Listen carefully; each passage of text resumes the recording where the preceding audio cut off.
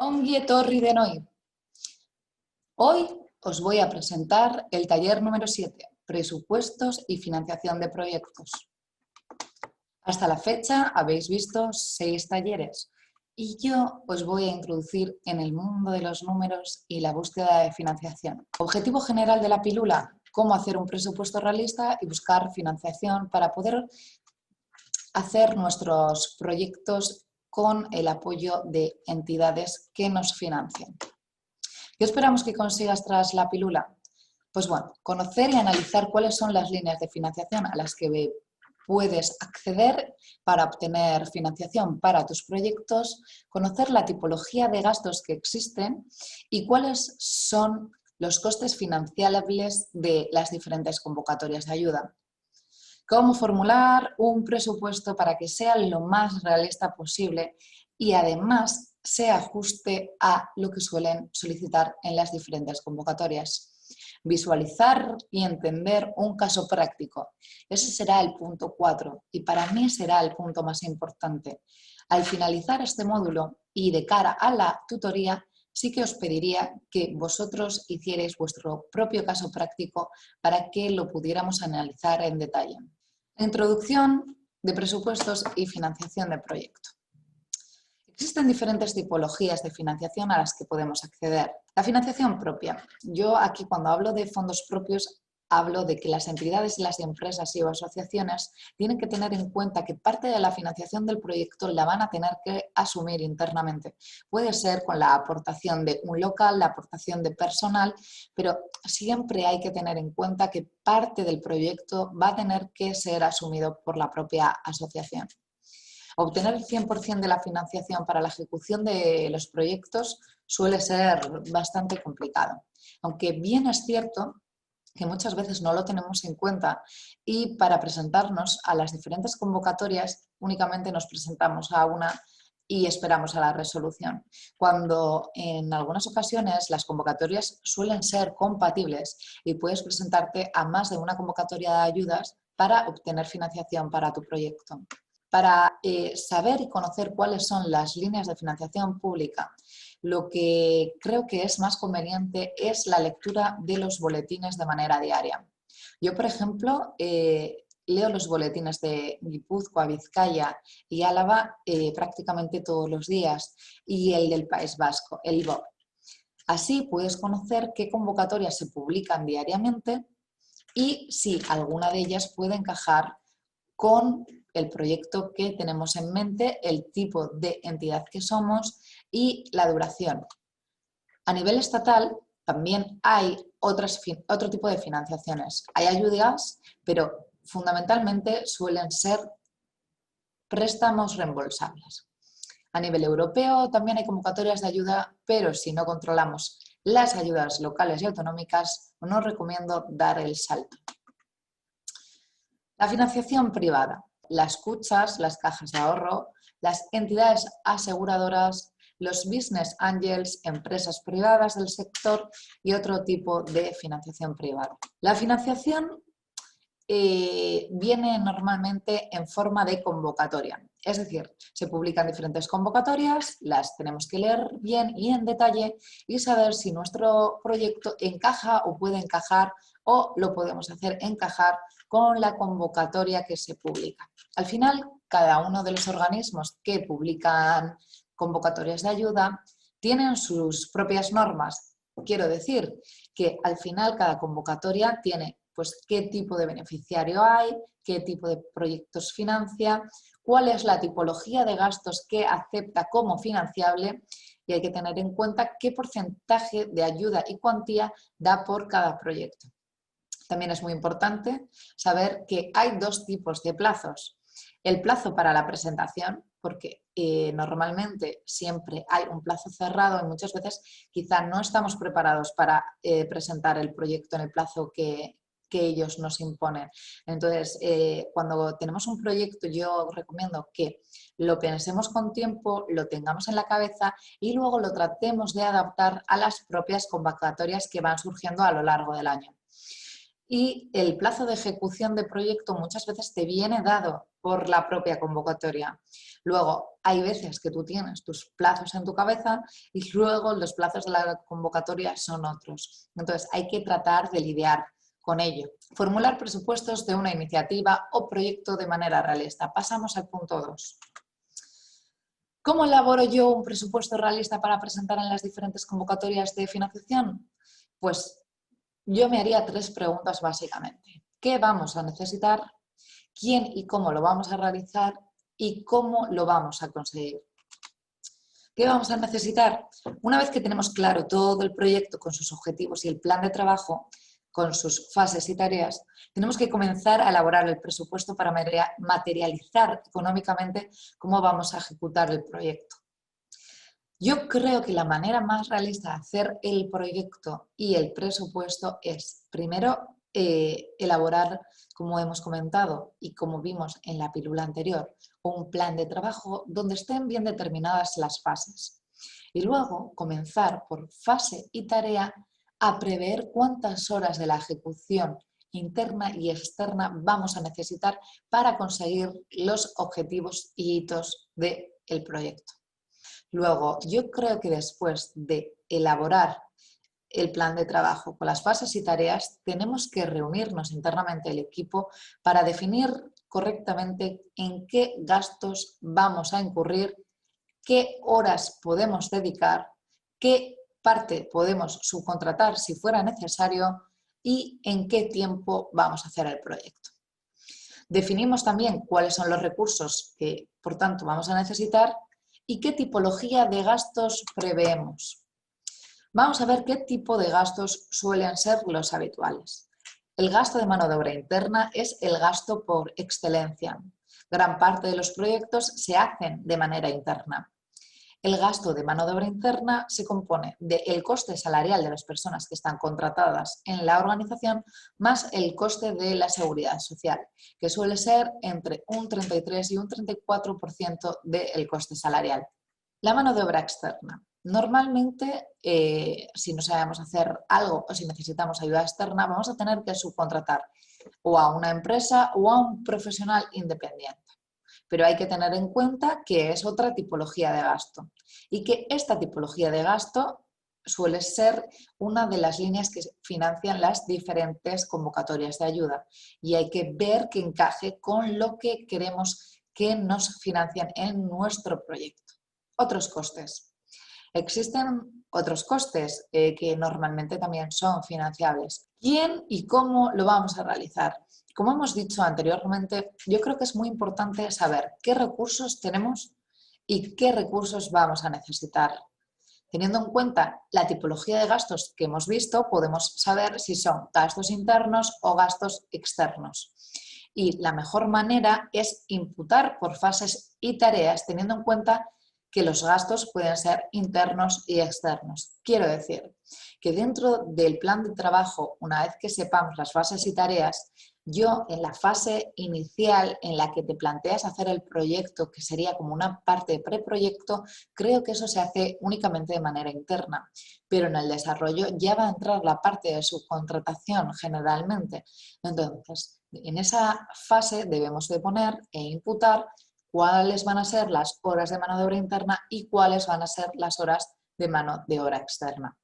Según el ejemplo que hemos utilizado en la pílula anterior, en la pílula 6, vamos a llevar a cabo un proyecto de apoyo a la implantación de herramientas digitales para la captación de donaciones. Y para ello vamos a incurrir en gastos de mano de obra interna, gastos de mano de obra externa y otros gastos que serán materiales. Bueno, ¿cómo vamos a conseguir la financiación? Pues bien, hay que saber qué parte del proyecto lo vamos a tener que financiar nosotros y hay que buscar financiación externa. Habiendo analizado todos los gastos y teniendo en cuenta cuál va a ser la duración del proyecto, cuáles van a ser las dificultades y habiendo ya seleccionado o preseleccionado a la subcontratación, tenemos que buscar la financiación y tenemos que analizar los recursos de los que disponemos y los recursos que vamos a necesitar. Por tanto, vamos a bucear en las diferentes convocatorias, tanto privadas como públicas, para lograr financiación para nuestros proyectos. Pasamos al punto 3. Preparar un presupuesto realista y asegurar su justificación. En este punto es importante que tengamos en cuenta que todos los presupuestos se hacen sobre un papel en blanco, pero hay que tratar de hacer un presupuesto lo más realista posible para que luego seamos capaces de justificarlo. ¿Cómo podemos ejecutar un proyecto? Pues hay que hacer un presupuesto muy realista. Por ello es fundamental contestarnos correctamente a todas las preguntas anteriores. ¿Qué vamos a necesitar? ¿Cómo lo vamos a hacer? ¿A quién se lo vamos a pedir? Etcétera. Tenemos que tener en cuenta que siempre tiene que haber alguien que traccione el proyecto internamente. Por lo tanto, en la mayoría de proyectos, la mano de obra interna y el coste de mano de obra interna, por tanto, es uno de los costes más importantes que se suele dar en los proyectos. Creo que lo más importante es que por fases y tareas vayamos definiendo qué personas van a actuar, cómo lo van a hacer, qué duración va a tener el proyecto y qué horas de manera casi diaria o semanal van a dedicar al proyecto. El mayor coste, por tanto, suele ser ese, pero no siempre es el único. También existe otra posibilidad, que es la de tener mano de obra interna, pero porque la contratamos internamente para el desarrollo del proyecto. Ahí ya veremos en base a necesidades. En el tema de las subcontrataciones, conviene que se trabajen, como hemos comentado anteriormente, con presupuestos previamente establecidos. Tratar de que en la ejecución de proyecto exista el mínimo posible de desviaciones. Además, debemos prever de antemano en qué gastos vamos a incurrir. Si vamos a necesitar comprar un material didáctico, si vamos a necesitar que los asociados tengan que trasladarse y, por tanto, ese gasto lo vamos a tener que asumir internamente, hay que tenerlos en cuenta previamente. Ejemplo de tabla que puede facilitar la creación de un presupuesto realista y detallado. Yo propongo hacer una parte de actividades donde determinemos todas las fases y tareas, la parte de duración que nos dirá de cuándo a cuándo se van a ejecutar dichas tareas, qué personas con qué costes van a estar en cada una de las tareas, qué recursos materiales se van a necesitar para cada una de las tareas y cuando hablo de personas internas y personas externas, cada uno con su coste hora. Así vemos al final qué coste total hay por actividad. Ahora veremos en detalle qué tipología de ingresos y gastos vienen derivados de la ejecución del proyecto. Gastos directos. Gastos de personal interno, ya lo hemos dicho anteriormente, es la aportación propia de la empresa y me refiero a aportación porque es el gasto interno, que sí que bien es cierto que muchas veces es financiable, pero que el recurso se tiene en la propia asociación. Gastos externos, subcontrataciones a empresas externas expertas en la materia en la que nosotras queremos incurrir. Quiero decir que para nosotros llevar a cabo un proyecto de digitalización y no tenemos las competencias, vamos a tener que contratar a una empresa externa o un profesional independiente que sea experto en la materia. Otros gastos son gastos de materiales, gastos en viajes, gastos en alquileres. Normalmente las propias convocatorias acotan lo que quiere decir el otros gastos. Luego, aunque nosotros a lo mejor tengamos un gasto de viajes, es decir, de traslados, a lo mejor la propia convocatoria no subvenciona esa tipología de gasto y por tanto tendríamos que asumirlo internamente y esa sería una financiación propia. Además de los gastos directos, también existe otra tipología de gastos que es conveniente que tengamos en cuenta, que son los gastos indirectos. ¿Qué son los gastos indirectos? Son los que están relacionados de manera tangencial al proyecto. Es decir, los suministros, las amortizaciones, la limpieza, etc. Si nosotros vamos a dar, por ejemplo, un curso y vamos a presentar ese curso a una subvención, a un proyecto, el curso va a ser digitalizar a todo nuestro personal de la asociación. Y nosotros vamos a poner los locales y van a estar las luces encendidas, van a utilizar el baño y además vamos a limpiar el local después de ejecutar ese curso, ese es un coste indirecto. En todos los proyectos o en la gran mayoría existen gastos indirectos que son subvencionables. Por tanto, cuando hacemos el presupuesto, además de los costes directos, tenemos que tener en cuenta una parte de costes indirectos. En general, los costes indirectos se justifican teniendo en cuenta el 15%, entre el 10 y el 15% de los costes totales del proyecto. Quiero decir que cuando tenemos los costes directos con su total, de ahí cogemos el 10% y lo imputamos directamente a los costes indirectos. Esta tipología de gastos es financiable y no la tenemos en cuenta. Normalmente, además, no tiene por qué ser justificada. Quiero decir que ese 10% se incluye dentro del presupuesto y en la justificación no habría que presentar ningún tipo de factura al respecto. El consumo de electricidad es uno de los ejemplos más claros.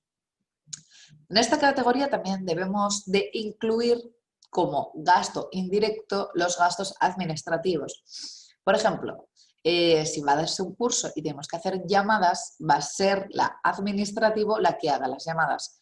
Y ese tiempo de dedicación va a ser un coste administrativo. Está bien que en todos los presupuestos que hagamos, como norma general, tengamos en cuenta ese decalaje de un 10 y un 15% para imputarlo a gastos indirectos asociados al proyecto. ¿Qué son las ayudas mínimas? Las ayudas mínimas, esto es normativa pura. Las ayudas mínimas son las ayudas que se han concedido en los 3 últimos años que no excedan un límite de 200.000 euros. Esas ayudas son estatales y no hay que notificarlas a la Unión Europea. Este requisito de comunicar las subvenciones viene dado por la obligatoriedad general de notificar las ayudas estatales a la Comisión Europea con el fin de comprobar si son compatibles en el mercado común. No obstante, determinadas categorías de ayuda pueden estar eximidas a la obligación de notificación en virtud del reglamento de la Comunidad Europea número 994/98, al considerarse que no son compatibles con el mercado común. Tenemos obligatoriedad de presentar, por tanto, si en los 3 últimos años hemos obtenido entre la suma de los 3 últimos años un importe de 200.000 euros en ayudas, pero siempre teniendo en cuenta que en las convocatorias que nos hemos presentado son ayuda mínima.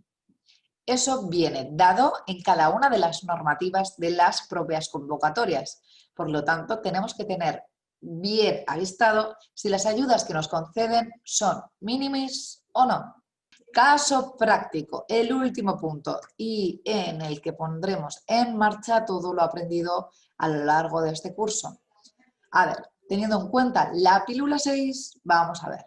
Una asociación de personas mayores necesita financiación para poner en marcha un proyecto de apoyo para la implantación de herramientas digitales para la captación de donaciones con la finalidad principal de aumentar los recursos financieros disponibles para la ejecución de proyectos con impacto social. Se ha hecho el diagrama de Gantt, es decir, se han tenido en cuenta todas las fases y tareas y se ha determinado la duración de cada una de ellas. Y se prevé que el proyecto va a durar 12 meses. En términos generales, hemos dicho que las fases son 5. Inicio, planificación, ejecución, seguimiento y cierre de proyecto. En la asociación hay 3 personas en plantilla, por lo tanto hay 3 personas que forman parte de la mano de obra interna de la asociación. Todas ellas trabajan a jornada completa y hay 3 perfiles: la presidenta de la asociación, la administrativo y la técnico. Los salarios, que implica que sea solamente el coste de salario, son de 35.000 euros, 28.000 euros y 24.000 euros respectivamente. Se determina que esas 3 personas en plantilla van a trabajar en el desarrollo del proyecto a diferentes porcentajes de jornada, dependiendo de cada una de las acciones del propio proyecto. y se prevé que la persona interna que va a traccionar el proyecto va a ser la técnico de la asociación. Por tanto, en el presupuesto prevemos que un 40% de la jornada de esta persona va a estar dedicada al proyecto. Se establecen por fases y tareas qué personas van a estar involucradas en el desarrollo del proyecto por fases y tareas, y también vamos a ver cómo eso se traslada al presupuesto.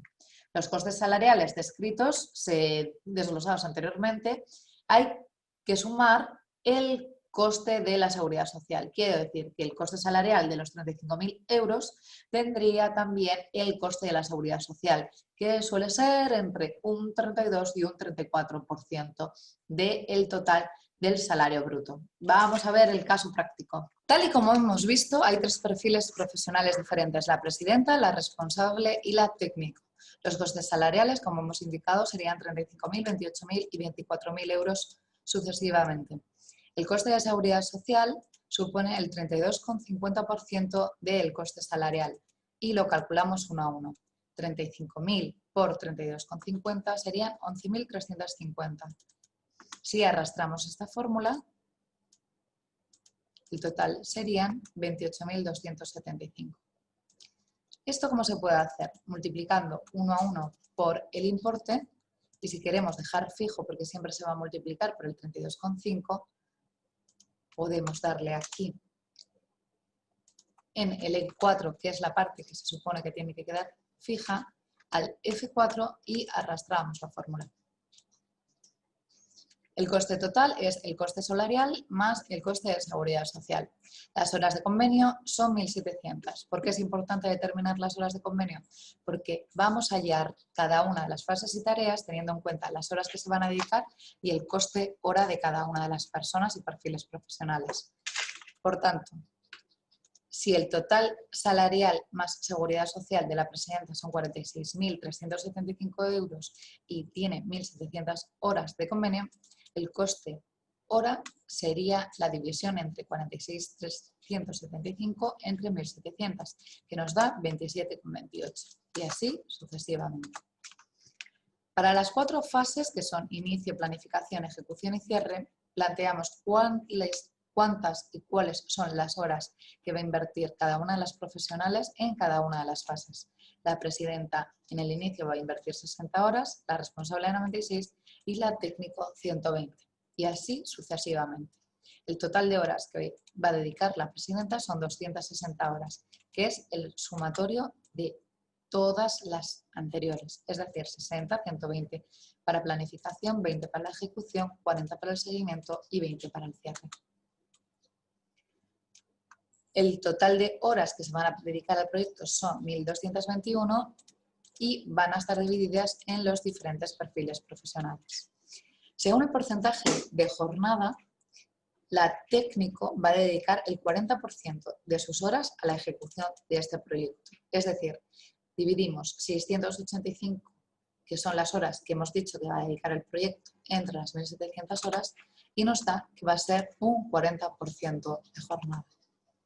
Por perfiles profesionales, costes hora y teniendo en cuenta los totales de horas que vamos a dedicar, vemos que la presidenta supone un coste total de proyecto de 7.092 horas, la responsable de administración 6.000 y el perfil técnico o la persona técnico 12.800. Aquí, a continuación, podemos ver tanto por perfiles profesionales como por fases y tareas cuáles son los costes en los que tenemos que incurrir y que vamos a presupuestar de mano de obra interna. La presidenta hemos dicho que hacía 60 horas en la fase de inicio, que por su coste hora, que son 27,28, nos da 1.636 y así sucesivamente. La responsable de administración en la parte de inicio hace 96 horas por su coste hora, que son 21,82, supone 2.095 y así tenemos el total de horas por cada uno de los perfiles. El total de proyecto de mano de obra interna, por tanto, equivaldría a 25.929,47. Para llevar a cabo la digitalización se decide subcontratar a una empresa especializada en Digitalización. Es importante que no solamente tengamos una oferta. Todos nosotros tenemos siempre una empresa de cabecera, pero es importante que tengamos en cuenta que hay otras opciones y además así vemos el mercado de una manera más global. Entonces yo recomiendo la solicitud de 3 ofertas. Es muy importante tener en cuenta que las subcontrataciones actualmente por la nueva ley de contratación, y así lo exigen generalmente las convocatorias de ayudas, no pueden ser superiores a 15.000 euros. Es decir, tienen que ser contratos menores, porque si no deberíamos de preparar una especie de licitación. En el caso de pedir 3 presupuestos, normalmente seleccionamos el que económicamente suele ser más ventajoso, pero yo os recomiendo que no solamente os guiéis por el que económicamente es más ventajoso. Os animo a que cuando solicitéis un presupuesto les comentéis qué horas prevén que van a dedicar al proyecto por cada una de las fases o subfases, para que así veamos en los 3 presupuestos qué entidad dedica más o menos horas o si son equitativas. Van a participar las personas de la subcontratación en 3 de las fases: ejecución, seguimiento y cierre. Las horas de dedicación que se han establecido para las diferentes fases son 240, 40 y 20. El coste hora es de 47,50 y por tanto la fase 2 equivaldría a 11.400 euros, la fase 3 1.900 y la fase 4 1.900. Esto lo sumamos y nos daría un presupuesto de 14.250 euros. Este presupuesto de 14.250 euros es inferior a 15.000 euros y por tanto se considera un contrato menor. Y sí que podría presentarse directamente sin tener que hacer un concurso interno ni otro tipo de cosas que nos puede exigir la propia convocatoria y la normativa. Otros costes. Cuando finalicemos la subcontratación y desarrollemos el proyecto, queremos compartir con nuestros asociados en qué ha consistido el proyecto y vamos a elaborar un material didáctico para que los asociados estén al tanto de todos los pasos que se han dado en el proyecto e incluso puedan colaborar en él. El número de páginas del manual ha sido de 180 y pensamos que vamos a dárselo a todos los asociados, es decir, a 200 personas. Las páginas de cada manual son 180 por 200 personas, son 36.000 páginas en total. Hemos ido a la fotocopistería de al lado nuestro y nos presupuesta que cada unidad de fotocopia, como es en color, es a 0,15. Por tanto, las 36.000 fotocopias por el precio de fotocopia son 5.400 euros. Este coste pertenecería al cajón de otros costes y el gasto de materiales está permitido por la convocatoria, por lo tanto, podemos solicitarlo. Para hallar el cálculo del presupuesto total y saber cuál es el 10% de otros costes indirectos, hemos planteado este resumen de proyecto por fases, por tareas y tipos de costes. Establecemos los tipos de costes de personal interno por cada una de las fases, el coste de personal externo, los otros costes que están ya en el cierre y los costes indirectos es el 10% de la suma de los anteriores. Los costes externos, internos y otros costes suman 45.579,47. De esos, el 10% son los 4.557,95. Como vemos, voy haciendo así. Aquí pongo el 10% y multiplico por el sumatorio de los costes. Aquí lo vemos en su totalidad. El sumatorio de costes de personal interno más costes de personal externo y otros costes por el 10% son 778.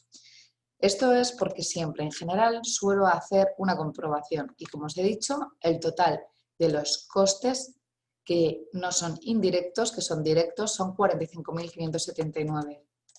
Y el 10% de esos costes son los 4.557,95 euros. Los costes totales equivaldrían en su totalidad a 50.137,42, que sería nuestro presupuesto global de proyecto. Muchas gracias por la atención. Espero que haya servido de gran ayuda para que vosotros ahora os planteéis hacer un presupuesto propio. Utilizaríamos este ejemplo, pero cada uno que ponga los gastos, las fases que ya habéis realizado y previsto en la pílula anterior, y ahora hay que darle forma económicamente tanto a los costes internos, externos, otros costes y no olvidarnos de los costes indirectos. Muchas gracias por todos. Nos vemos en la tutorecha.